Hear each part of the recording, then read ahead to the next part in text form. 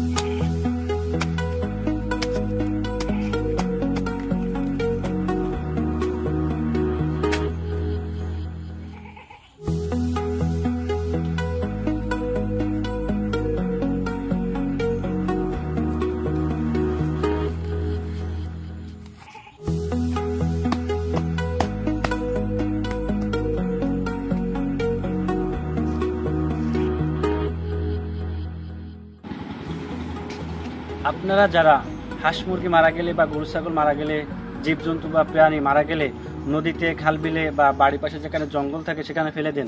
ফেলে দিলে কি হয়, ওইখান থেকে যে সমস্ত পদার্থ যায় ওখান থেকে গন্ধ বের হয়, তাদের বমি আসে। এজন্য আপনারা কি করবেন, আপনাদের পশু পাখি বা জীবজন্তু মারা গেলে মাটি চাপা দিয়ে রাখবেন। এটা জীবাণু ছড়াবে না, রোগ জীবাণু ছড়াবে না, মাটিতে পানিতে ফেললে পানিও দূষিত হবে না। তো সবাই ভালো থাকবেন, সুস্থ থাকবেন। পরবর্তী আর কোনো ভালো ভিডিও নিয়ে দেখা হবে। আল্লাহ হাফিজ।